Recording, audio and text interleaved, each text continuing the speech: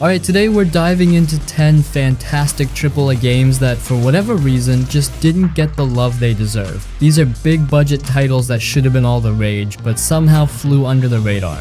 Let's kick things off with the first game on my list. Mad Max. Mad Max is one of those games that slipped through the cracks, and it's honestly baffling why. Released back in 2015, this game somehow got overshadowed, maybe because it came out the same week as Metal Gear Solid 5: The Phantom Pain. But if you missed it, you missed a pretty wild ride. This isn't just some generic open world game, it's an absolute thrill to barrel through the post-apocalyptic wasteland in a tricked out death machine, hunting for scraps, engaging in brutal car combat, and bashing in some skulls with satisfyingly heavy melee combat. The game captures the spirit of the Mad Max films with stunningly bleak desert landscapes, abandoned wrecks, and the constant threat of danger around every turn. There's a sense of grittiness and desperation that's honestly unmatched in a lot of other games.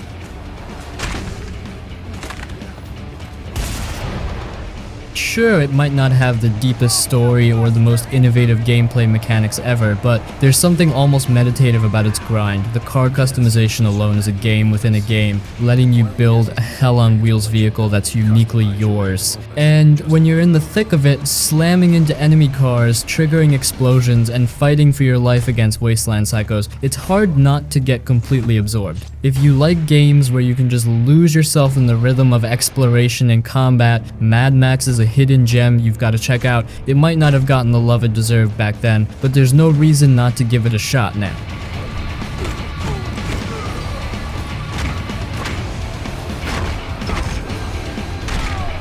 Shadow of the Tomb Raider. Shadow of the Tomb Raider is the final chapter in Lara Croft's modern trilogy, and it's a bit of a shame it didn't quite get the recognition it deserved. Maybe people felt some Lara fatigue, or perhaps it was just overshadowed by other big titles at the time.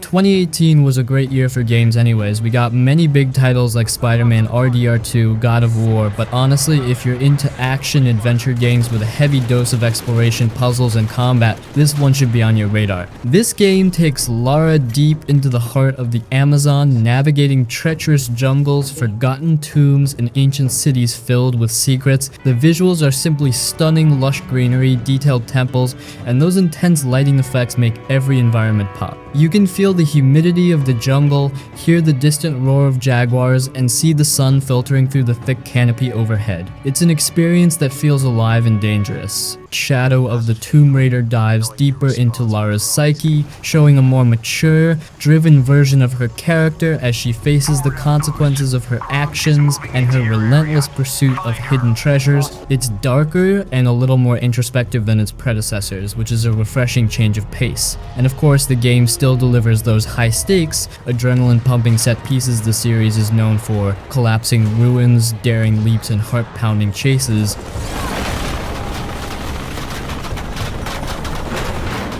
However, where this game really shines is in the puzzles and tombs. They're more elaborate, more challenging, and genuinely make you think. You're rewarded for exploration with a sense of discovery that feels true to the spirit of the original games. The combat, too, offers more flexibility. You can approach situations with stealth or go in guns blazing, but being sneaky and taking down enemies from the shadows just feels more satisfying this time around. It might not have redefined the genre, but Shadow of the Tomb Raider is a fantastic entry in a series that has consistently delivered. If you somehow missed it, or if it got lost in the shuffle of other big releases, give it another look. It's an adventure that deserves more love than it got.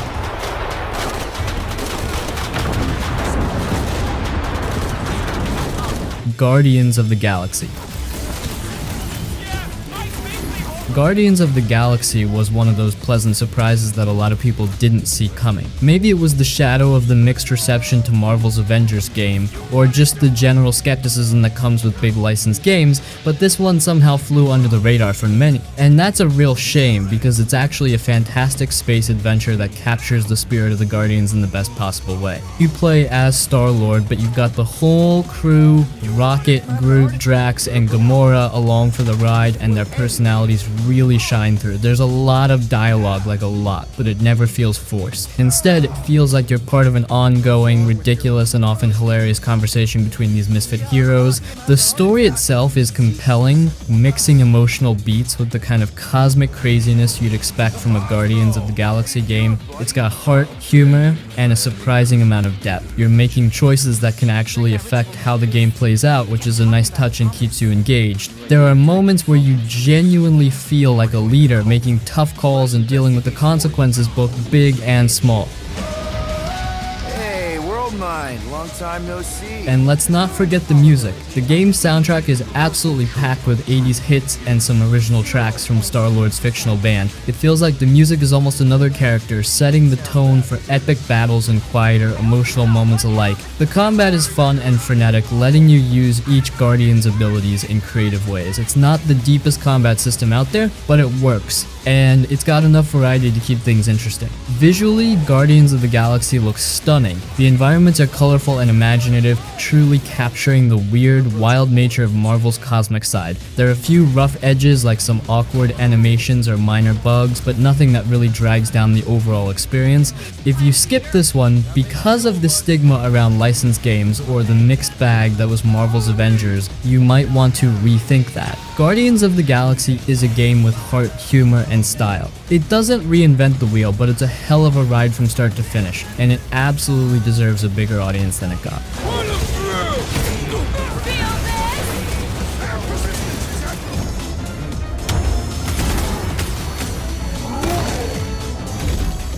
Death Stranding. Death Stranding, the game that gave us a post-apocalyptic Norman Reedus-starring package delivering baby-in-a-bottle simulator. Yeah, that's a mouthful, but that's Kojima for you, right? This game was a gamble from the start, Hideo Kojima's first big swing after parting ways with Konami, and let's be honest, it's as weird as everyone expected. But underneath the bizarre exterior is something that's hard to describe without playing it yourself. Death Stranding has this meditative quality where every step you take feels deliberate, every package delivered a tiny triumph against a world that's out to get you. There's something deeply satisfying about trekking through rain-soaked valleys and snow-covered mountains, all while dodging invisible creatures and managing your own balance like a tipsy tightrope walker. It's a game that almost dares you to hate it, but if you're patient, it somehow clicks into place. And the story is, well, it's Kojima, so expect a mix of sci-fi mumbo-jumbo, deep philosophical pondering, and just enough weirdness to keep you guessing. But that's part of its charm, and when the game hits those emotional high notes, they land hard. So why didn't this game blow up? Maybe it was the odd gameplay loop or just how different it felt compared to typical AAA action fare. But there's something kind of beautiful about it, something you won't find in many other games like A Road Less Traveled, but all the more rewarding for it.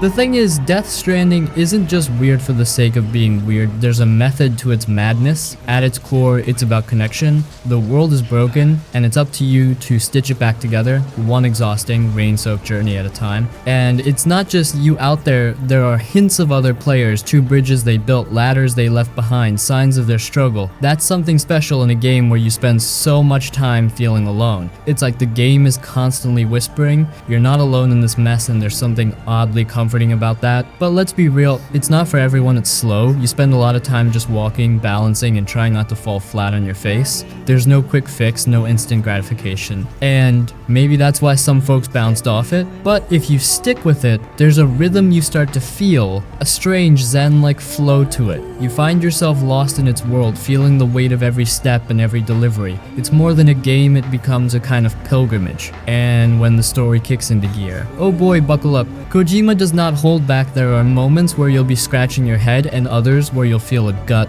punch of emotion. And yeah, it's got that classic Kojima quirk where it balances on the razor's edge between genius and what the hell is going on. But that's what makes it so fascinating. It's a game that takes risks, goes places other games won't, and leaves you with an experience you won't forget. So yeah, maybe it didn't hit the mark with everyone, but that's okay. Not everything has to be for everyone. But for those who clicked with it, who gave it the time to settle in their minds, Death Stranding is more than just a game. It's a journey that stays with you long after you've put down the controller.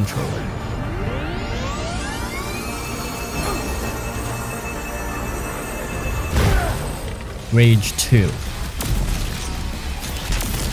Rage 2, the sequel to ID Software's 2011 post-apocalyptic shooter that will kind of slipped under the radar for a lot of folks. If you missed it, here's the lowdown. It's a wild ride through a dystopian wasteland packed with explosive action, colorful characters, and for better or worse, a fair share of chaos. First off, the world of Rage 2 is a blast to explore. It's this vast, open-world wasteland filled with all sorts of madcap encounters. Think Mad Max meets Borderlands. The driving feels smooth, and there's a real sense of freedom as you tear through the desert, blowing up convoys and zipping from one explosion to the next. The vehicle combat is particularly satisfying. There's just something inherently fun about running over mutants while your guns blaze away. The combat is where Rage 2 really shines. You've got an arsenal of weapons at your disposal, and the over-the-top special abilities like creating a gravity well to fling enemies around add a lot of flair to the chaos. There's a real joy in tossing enemies into the air and then obliterating them with a well-timed shot. The shooting mechanics are tight, and you can tell ID Software's expertise in this area is on full display. But, and this is a big but, the game's story and world building didn't quite hit the mark. The plot is pretty generic, and the characters you meet don't really stand out. It's all very save the world with not much depth to make it memorable. The side missions and world events can start to feel repetitive after a while. You're often just going through the motions of clearing out the same types of enemies or racing through similar environments. The lack of a compelling narrative can make it feel like you're just going through the motions. Also, the game has a few bugs and performance issues that might take you out of the experience. It's not the most polished ride, and you might hit a few rough patches along the way. Despite these hiccups though, there's still a lot of fun to be had if you're into chaotic, explosive gameplay. In a nutshell, Rage 2 might not have been the blockbuster hit it could have been, but it's got enough explosive action and wild open world antics to be worth a look if you're into that sort of thing. It's not the deepest experience, but if you're looking for a game to blow off some steam with, it might just scratch that itch.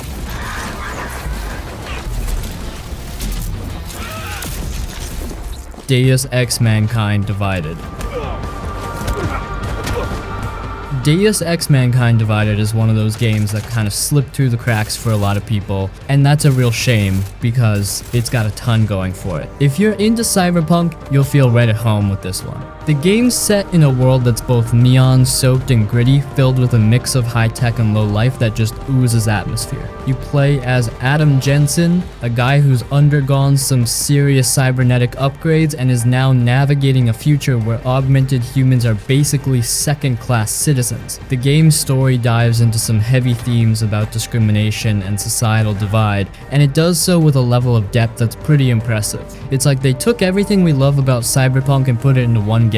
What I love about Mankind Divided is how flexible it is. You can approach missions in so many different ways. Want to sneak around, hack your way through, or just blast everything in sight, go for it. It's got that play your way vibe that makes each playthrough feel fresh. There's something really satisfying about finding your own path through a mission and seeing how your choices impact the world. The world building is top notch. The city of Prague feels alive and gritty with tons of detail that makes it feel authentic. But here's the catch: the game can get a bit overwhelming. There's a lot of lore and political drama, and sometimes it feels like the story gets lost in its own complexity. It's cool if you're into deep narratives, but it might be a bit much if you're just looking for straightforward action.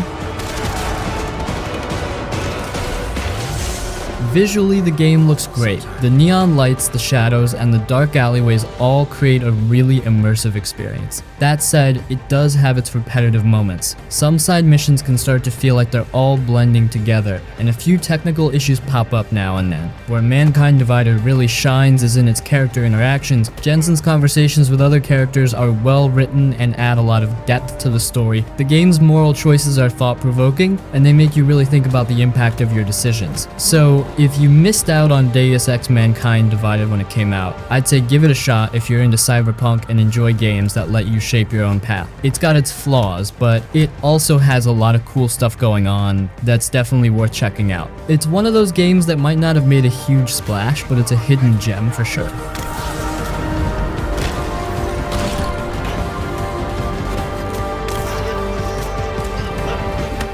Titanfall 2. I bought Titanfall 2 when it first came out, and it immediately amazed me how good this game was. Titanfall 2 had an extraordinary campaign from the storyline that would keep you hooked every time you played it, to the amazing graphics that you would experience when you played. This game's campaign personally is one of the best campaigns I've ever played, as it told a great compelling story and showed me the way of a pilot and a Titan. Titanfall 2's multiplayer was just as good as the campaign and was extremely unique in the mechanics that it had: Titan combat, takedowns, maps, guns, and more. In my opinion, this game multiplayer still competes and is, if not better than most of the games in today's society, including Apex Legends, which game developers have decided to focus on at this time. Titanfall 2 is one of those games that just didn't get the recognition it truly deserved. It's a first-person shooter that blends mechs and fast-paced combat in a way that's both exhilarating and unique. If you're into games that mix high-octane action with a compelling story, Titanfall 2 should be on your radar.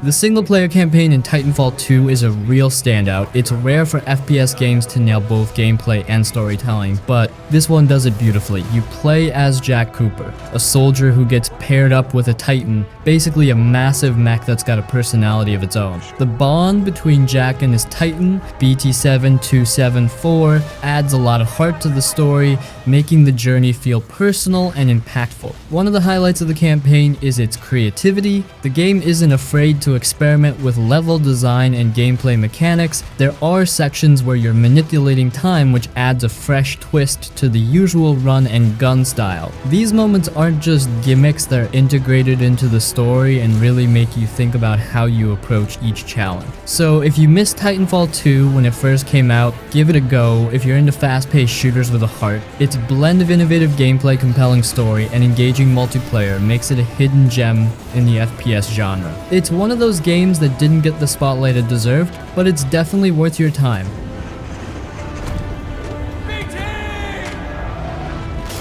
Protect the pilot. Cyberpunk 2077. One of the best games and best story I have ever played in general. The gameplay is smooth and flows well, with many various playstyles to choose from by using different weapons, skills, cyberware, quick hacks, and so much more. Gameplay is determined on choices and dialogue options, and in some cases changes the story entirely. You could play this game from start to finish 20 times and still have constant new experiences. I completed as much as I could, but I'm sure there's hundreds of hidden missions or interactions that I am yet to find. Cyberpunk 2077 needs to be an example of the quality in video games that we should be demanding and getting, especially as dedicated fans to any developers and series. It's a game that's been on a roller coaster ride since its release. Initially, it was all hype and promise, with the weight of CD Projekt Red's reputation behind it. But the launch was rocky, to say the least, with a slew of bugs and performance issues that tarnished its debut. Still, if you're willing to dive in now, there's a lot to appreciate about what Cyberpunk 2077 has to offer. Let's start with the world building. Night City is a sprawling, neon-soaked metropolis that feels alive and buzzing with activity. It's one of those places where you could easily get lost just wandering around, soaking in the detailed environments and atmospheric sounds. The city itself is a character, with its various districts, each with its own unique vibe and stories. The story, while it did face some criticism at launch, is deeply engaging. You step into the shoes of V, a mercenary with customizable backgrounds and choices that significantly impact how the narrative unfolds. The game's branching storylines and multiple endings mean that your decisions really matter, adding a personal touch to your playthrough. In terms of gameplay, Cyberpunk 2077 offers a lot of freedom. Whether you're into stealth, guns blazing, or hacking, there's a playstyle for you. The RPG elements like customizing your skills and cyberware give you plenty of ways to tailor your experience. Plus, the side quests are surprisingly rich, often featuring stories and characters that are just as engaging as the main plot. That said, it's important to acknowledge that the game has had its share of issues. Performance on last-gen consoles was particularly problematic at launch, and while many of these issues have been patched, occasional bugs still pop up. Additionally, the initial promise of a massively branching narrative and deep world building took a hit, leaving leaving some players disappointed with the final product compared to the pre-release hype. Overall, Cyberpunk 2077 is a game that's definitely worth checking out if you're a fan of open world RPGs. The world is rich and immersive, the story is engaging, and the gameplay offers plenty of variety. It's a game that's been through some rough patches but has shown significant improvement since launch. If you're open to diving into Night City now, you might just find yourself engrossed in one of the most ambitious RPGs of recent years.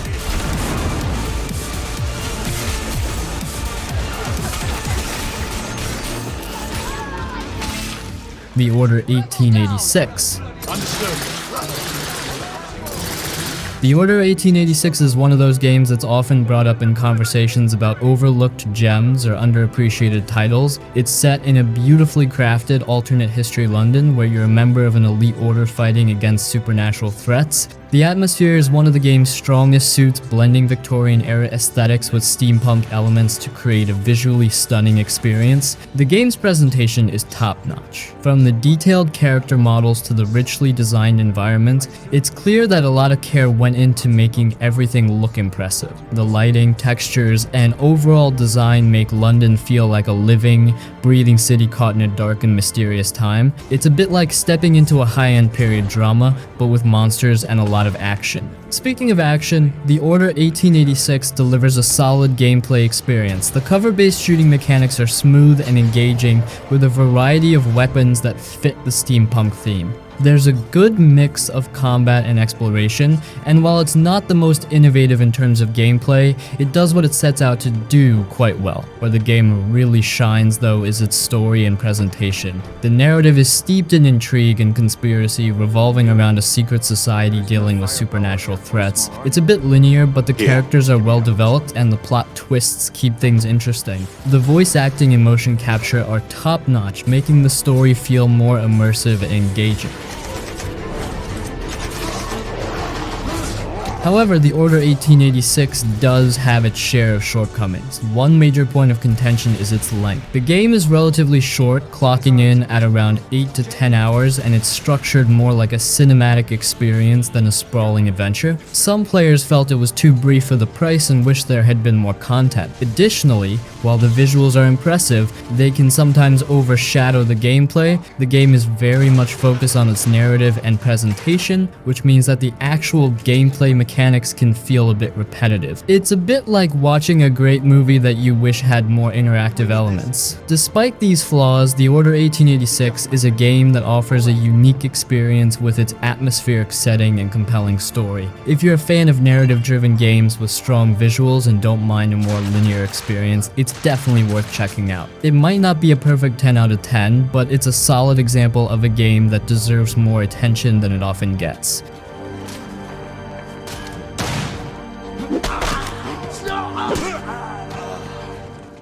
Resident Evil 6.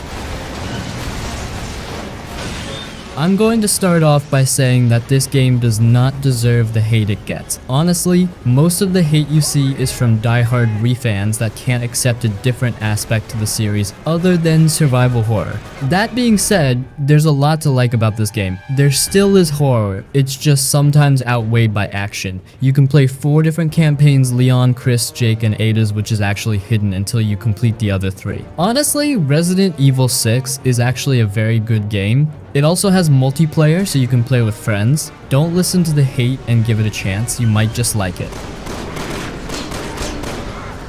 Now, Resident Evil 6 is a bit of a mixed bag, and it's one of those games that people either love or have a lot of issues with. Released in 2012, it was a bold attempt by Capcom to take the series in a new direction, blending action with the classic survival horror elements that fans had come to love. One of the most striking things about Resident Evil 6 is its sheer ambition. The game features multiple campaigns, each with its own story and style, allowing you to experience the game from different perspectives. You've got got Leon's more traditional survival horror vibes, Chris's heavy action military missions, Jake's bioterrorism plot, and Ada Wong's secretive and mysterious side. It's like getting several games in one, which is a pretty cool idea. Combat is another area where Resident Evil 6 stands out. The game offers a more action-oriented approach compared to its predecessors, with a more fluid combat system and a wide range of weapons. The cover mechanics, quick time events, and varied enemy types make for some intense and dynamic firefights. It's a departure from the slow, tension-building gameplay of earlier titles, which might not sit well with all fans.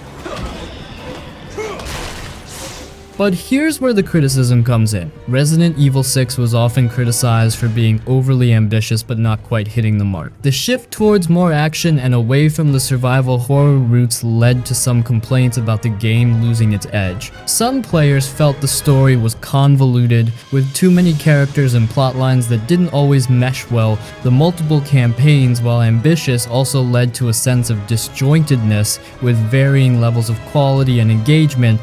The game also received flack for its over-reliance on quick-time events and scripted sequences, which some players found tedious. These elements, combined with a somewhat inconsistent narrative, meant that while Resident Evil 6 had moments of brilliance, it also had its fair share of frustrations. Despite its flaws, Resident Evil 6 has its fans, and there's definitely something to be said for its attempt to push the series in a new direction. If you're a fan of the franchise and are curious about how the series evolved, or if you enjoy action-packed zombie mayhem, it's worth giving it a shot. It's not a perfect game, but it's a noteworthy entry in the Resident Evil series for sure.